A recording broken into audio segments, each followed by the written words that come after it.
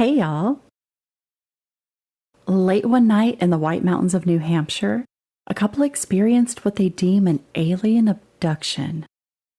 Months of hypnotherapy helped memories be regained, but was the experience an actual abduction? Or was it the result of exhaustion and overly active imaginations? Let's explore together. I'm Candace, and I'll be your guide.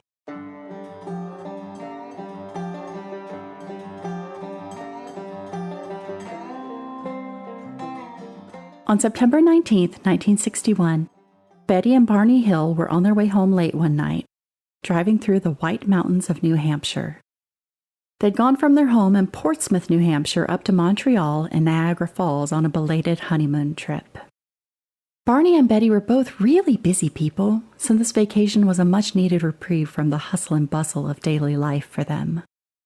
Barney worked for the U.S. Postal Service as a mail carrier, working a grueling overnight shift where he drove 60 miles over the course of each night.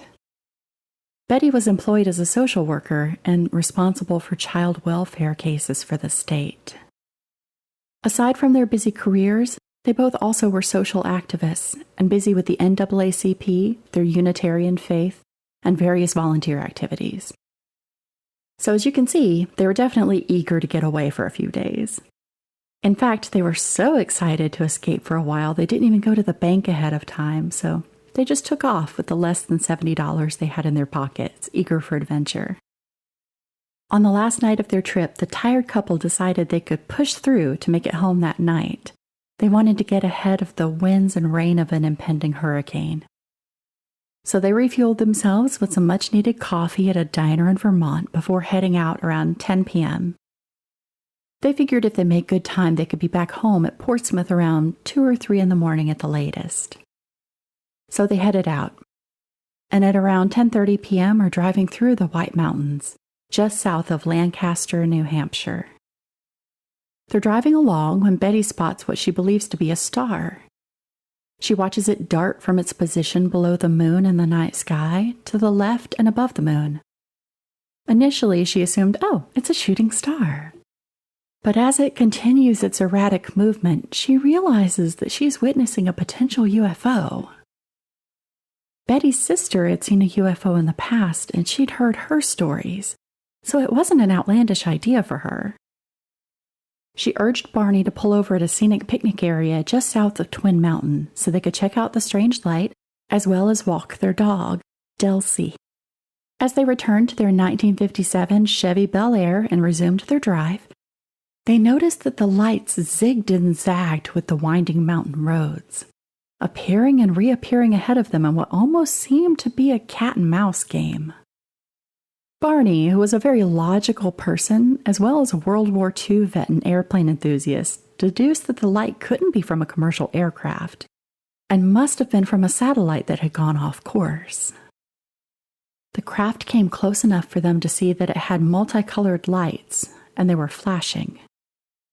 Betty grabbed some binoculars they had in the car for a better look, and realizes that the lights belong to a spacecraft that is similar in shape to a thick pancake, disc-shaped with windows.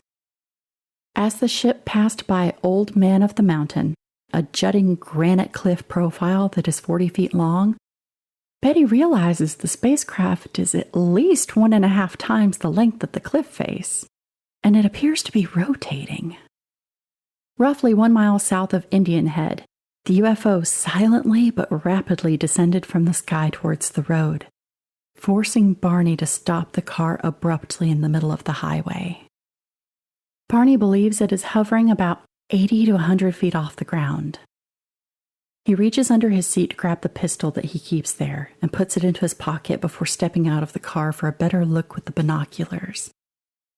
Barney sees 8 to 11 humanoid figures wearing glossy, black, military-style uniforms and black caps. As they stare back at him, he sees all but one of them take a step backward toward a panel at the rear of the room.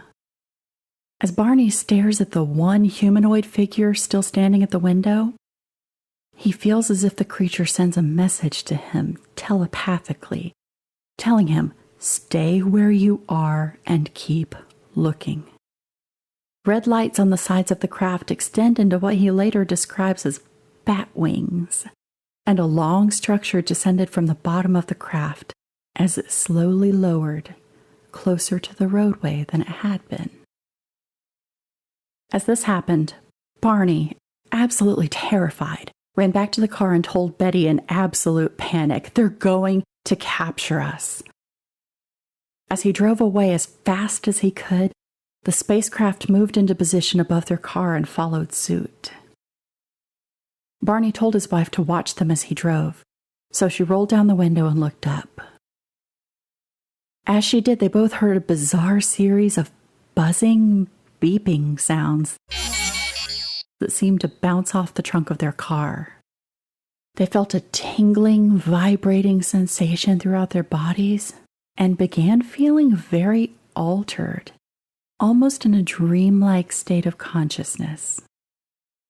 The next thing they know, they hear another series of buzzes and beeps, and they wake up.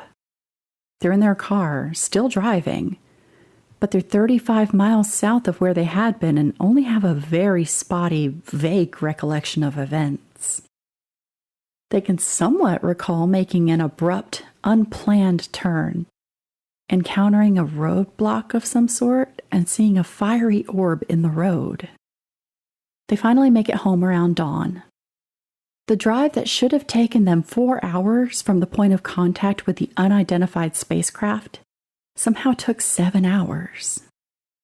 The Hills lost 3 hours of time they cannot explain.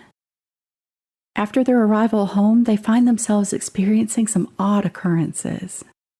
Betty feels compelled to keep their luggage right next to the back door, rather than allowing it further inside the home in its usual place. Both were taking unusually long showers, feeling the need to decontaminate themselves.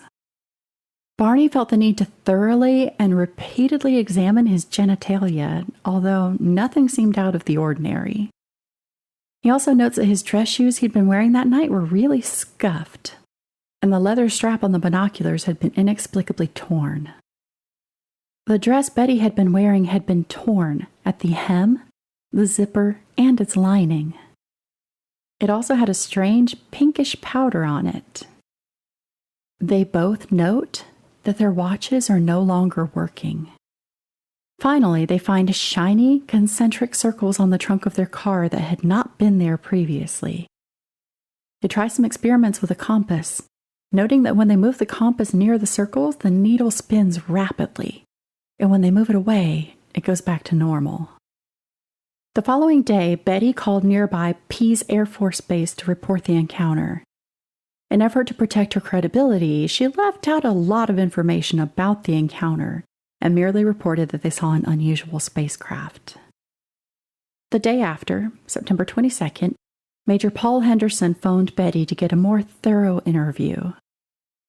On the report, he noted that they may have seen the planet Jupiter in the sky and mistaken it for a spacecraft. And phrases like insufficient data and optical conditions were scattered throughout his report. This report was then sent over to Project Blue Book, the U.S. Air Force's UFO research project. Within a few days, Betty visited the local library and checked out a book written by retired Marine Corps Major Donald Kehoe, who was a pioneer UFO researcher during his time in the service. At this point, he was heading the civilian group, NICAP, National Investigations Committee on Aerial Phenomena. If you listened to the pod all the way back during episode 1, you might recall that Major Kehoe was one of the investigators studying the incidents in nearby Flatwoods, West Virginia, after the sighting of the Flatwoods Monster. On December 26, Betty wrote a detailed letter to Major Kehoe, detailing the entire encounter and leaving nothing out this time. She also explained to him that she and Barney were considering hypnotherapy to recall the events, as it was a newly emerging and popular psychotherapy at that time. Her letter was eventually passed on to Walter Webb, a fellow NICAP member and astronomer.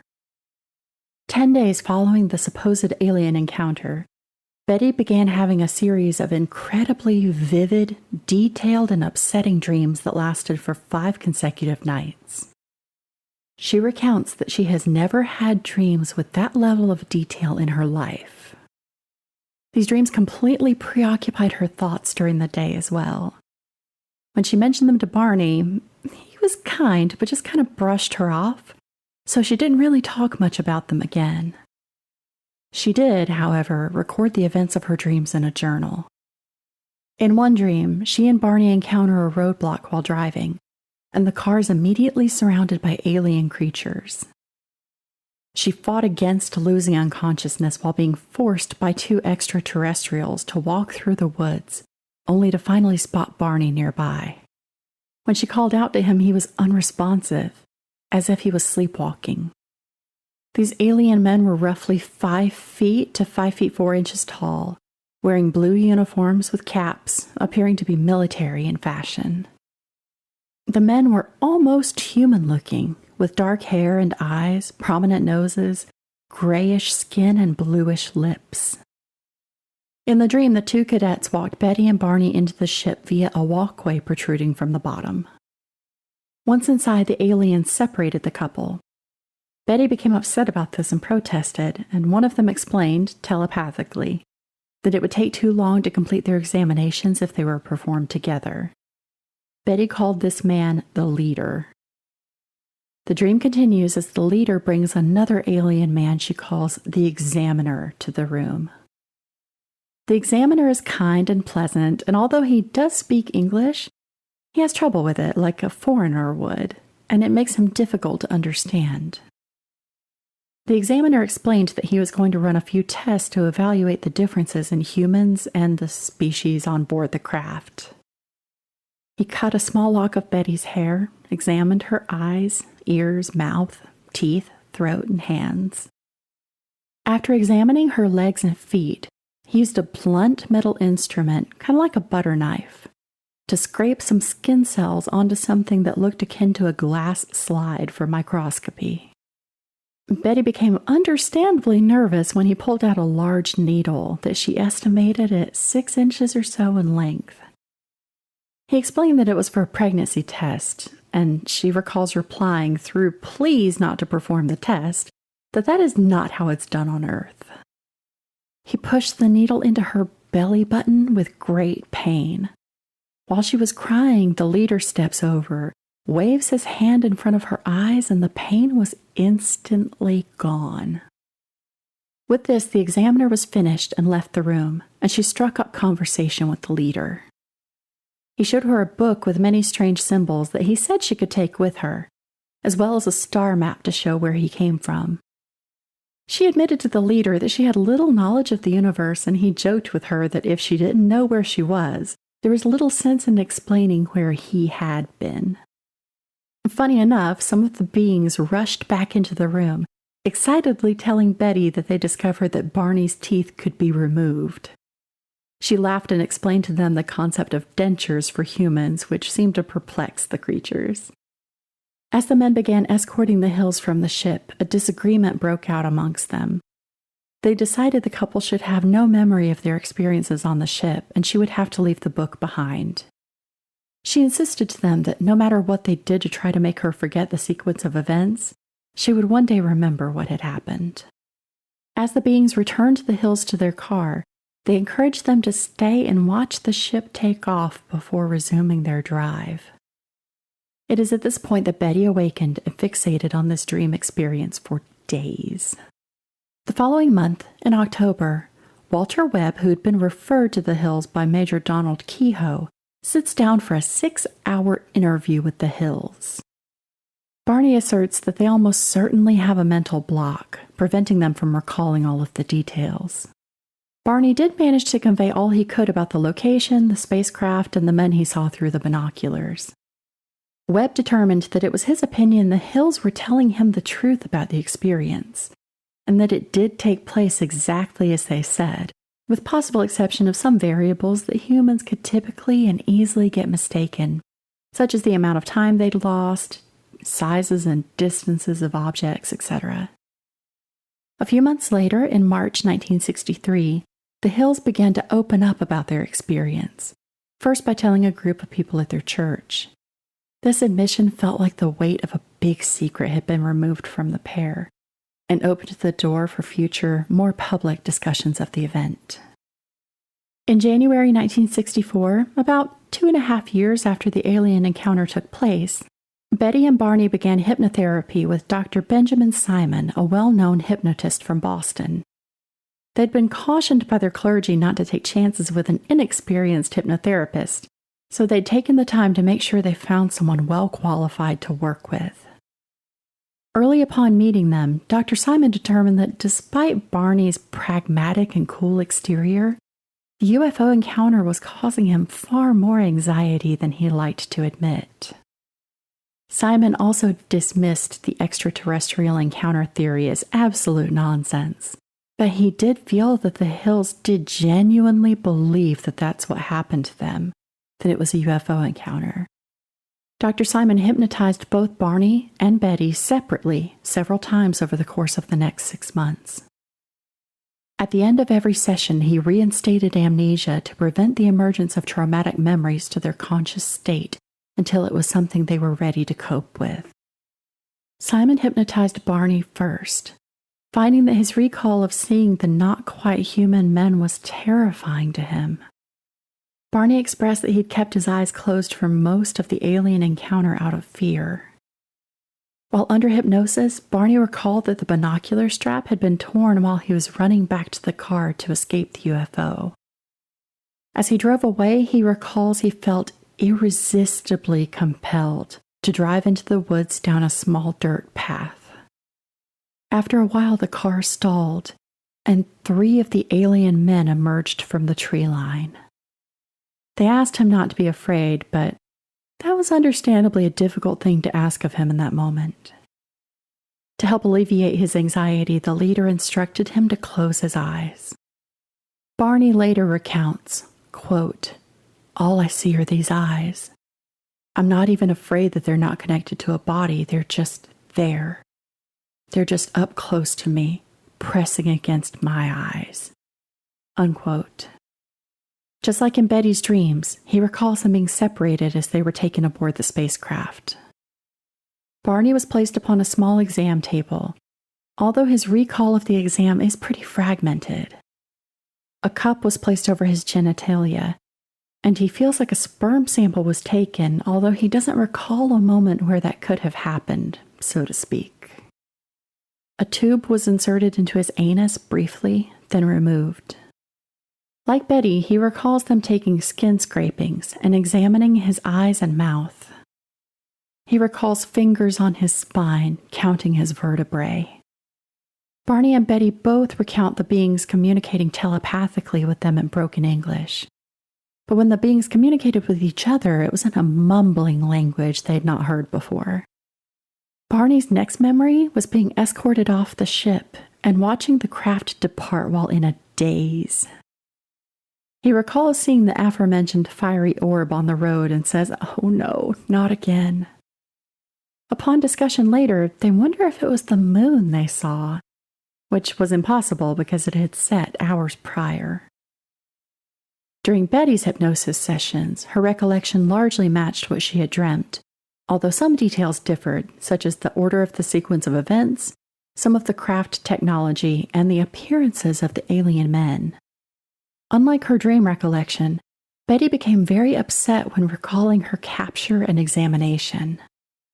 At Simon's encouragement, after hypnosis had ended, Betty drew out the star map the leader had shown her on board. She explains that it was visually similar to a hologram and that it had more stars than she could recall, but she drew out the 15 that she could remember best. There are solid and dotted lines connecting many stars. The solid lines representing trade routes, and the dotted lines as paths to less traveled stars. After the hypnosis sessions had completed, Dr. Simon theorized that Barney's recollection of events had been inspired by the dreams that Betty recounted to him, although Barney disagreed with that theory because there were key differences between the two. The hypnosis helped Barney to accept that they had indeed been abducted by aliens, although he didn't fully invest into the abductee role as passionately as Betty later did. As far as Simon was concerned, the hypnosis was a success, absolving the Hills of their lingering abduction anxiety. But he did later write an article for the publication called Psychiatric Opinion, in which he called the case, quote, a singular psychological aberration, unquote. A few years later, in 1968, amateur astronomer Marjorie Fish examined the star map and believed it to be the double star system of Zeta Reticuli, about 39 light-years from Earth. This theory is tossed around and examined over the years, until finally famed astrophysicist Carl Sagan declared that the supposed star map was little more than a random assortment of choice points, and without the lines drawn, bore little resemblance to Zeta Reticuli. Eventually, Marjorie Fish herself rejected her hypothesis in a public statement. Jim McDonald, a resident of the area the supposed abduction took place, said it's clear to him that the Hills confused an aircraft warning beacon on nearby Cannon Mountain for a UFO. He notes that on the route the Hills drove that night, the signal disappears and reappears at the time they stated the mysterious lights to do so. He theorizes that the couple's exhaustion, combined with those lights, and false memories recovered through hypnosis led to an imagined encounter with extraterrestrials. Sadly, Barney passed away at the early age of 46 after a cerebral hemorrhage. After this, Betty fully threw herself into the world of alien encounters, going on UFO vigils sometimes 3 times a week, guest speaking at paranormal conferences, and thoroughly recording her many quote-unquote experiences to follow. At the National UFO Conference in New York in 1980, she was noted to ramble, going double over her time slot allowed, and then began to show many blurry photos of lights that she claimed to be UFOs. The initially kind audience actually jeered her off the stage at this conference, and the UFO community felt that she had lost all credibility. This was further solidified when she later self-published a book called A Common Sense Guide to UFOs, which featured outlandish stories such as seeing a truck levitating over a freeway and entire squadrons of UFOs. UFO enthusiast John Oswald joined her on one of her UFO vigils to note, quote, Mrs. Hill was unable to distinguish between a landed UFO and a street light, unquote. Some state that the couple were clearly influenced by popular TV show The Outer Limits, as the alien creatures look very similar to what the Hills describe. When Barney first drew a sketch of the alien men with a look distinctive to that particular TV show, the television program had premiered not quite 2 weeks prior. Remember Betty's dress that had been torn and had a mysterious pink powder on it? That dress has been lab tested at least 5 times over the years and was found to have organic compounds from Earth, primarily soil bacteria and mildew. This was an absolutely logical conclusion, but it didn't help Betty's case in convincing others that she'd experienced what she maintained over the years. Betty died of cancer in 2002 at the age of 85, having never remarried. A collection remains at the University of New Hampshire, her alma mater, containing most of her tapes, notes, and any other evidence she collected over the years of supposed extraterrestrial encounters. A historical marker has been placed at the declared site, memorializing the event. The alien abduction of Betty and Barney Hill remains the definitive extraterrestrial story of the United States and Appalachia. Well, y'all, that was the story of Betty and Barney Hill. Now let's talk about it. Okay, my first thought is, they stopped to check out the lights and to walk the dog. That dog is never mentioned again in all of this. Where did the dog go? Did the dog politely wait in the car while they were getting abducted by aliens? Because there's no mention of poor little Delsey in this whole thing after they initially stopped to check out the lights. Where did Delsey go? Why did the aliens not want to do any testing on the dog? Or did they? and the couple just can't recall it. And because you can't hypnotize a dog and get it to tell you about the experience, you just don't know. It is strange to me that if the dream took place the way Betty remembers her dream, it's strange that she wasn't scared. And then it's especially strange that she was afraid under hypnosis, but not afraid in the dream. But it is a dream. There is a key discrepancy, if you noticed, about Betty conveying her dreams to Barney. She said she tried to tell him about it, he brushed her off, so she never brought it up again. But he knows the details of the dreams well enough that the hypnotherapist thought that's why he remembered these experiences. And when the hypnotherapist explained to Barney, I think your memories are because of Betty's dreams, Barney explained, no, that's not why I had these experiences, because they are different. But did she tell him about the dreams or not? Because on one hand, she says she tried to tell him and never brought it up again. And on the other, he knows all of the details enough that he says, no, those weren't her dreams because they're different in these ways. That's a clear discrepancy. There's also a bit of discrepancy in my sources over the shape of the spacecraft. For the most part, it is mentioned as being disc-shaped and rotating, but in some sources it's noted to be a cigar-shaped craft. So could it just be because if you look at something disc-shaped from the side, and if it's kind of thick, like a thick pancake, like they said, I guess that could look like a cigar, right? If you're only seeing it from that one angle. So I'm not sure if it's that or if there are just two versions of the story. I'd be curious to hear Betty's sister's account of seeing a UFO once, considering that's the reason Betty assumed that that might be what she's seeing. I couldn't find any sources telling Betty's sister's UFO story, though. And to be honest, the details of things the aliens said, like, stay there and watch, or why don't you stay and watch the ship take off? It doesn't fit to me. It doesn't seem entirely plausible, and if it does, it almost feels like we're 3 years old. Someone is saying, hey, stay there and watch this cool spaceship take off, like we're toddlers. And I mean, if aliens, much more intelligent than us, are here, I imagine that we would be like toddlers to them, so maybe that's entirely sensible. I don't know. So do I think this is a legit alien abduction story? I'm absolutely torn on that. You know, the compass over the circles on the car, the watch is stopped. That's great objective evidence if it was corroborated by anyone. No sources back up if any of those things were professionally examined. You know, they checked out the dress thoroughly, repeatedly. But what about those circles on the car that mess up the compass? Because if that was validated by someone, I would absolutely believe this happened.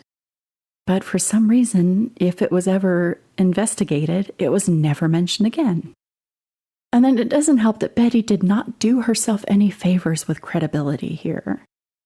You know, it doesn't mean that this wasn't a credible story, because she could have just kind of went off the deep end a little bit with her belief later on.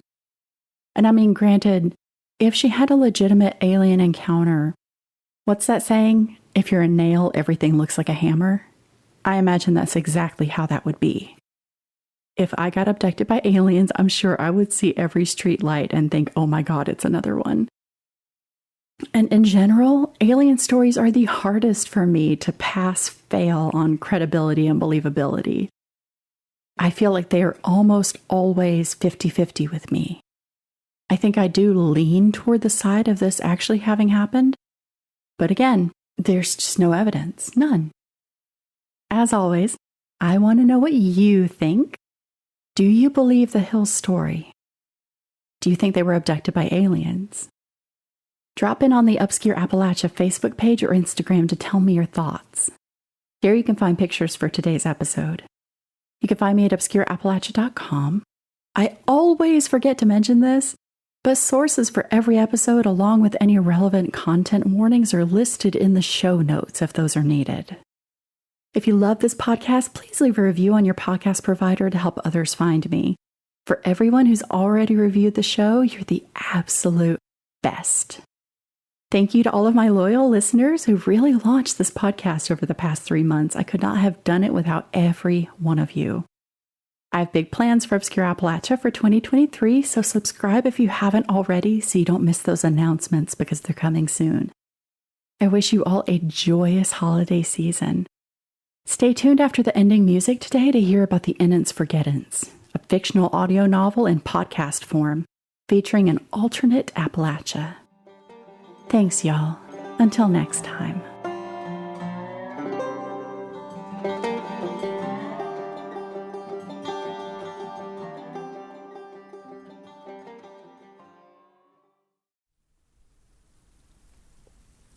The Innocents Forgettants is a folk fantasy podcast set in an alternate Appalachia and faraway Celtic fort.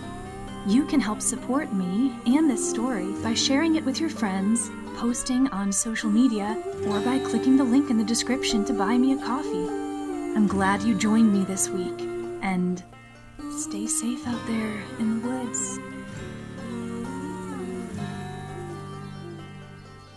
When the blinds reveal their secrets by the lantern's fading gleam, conjure all the light within you for to face the never seen.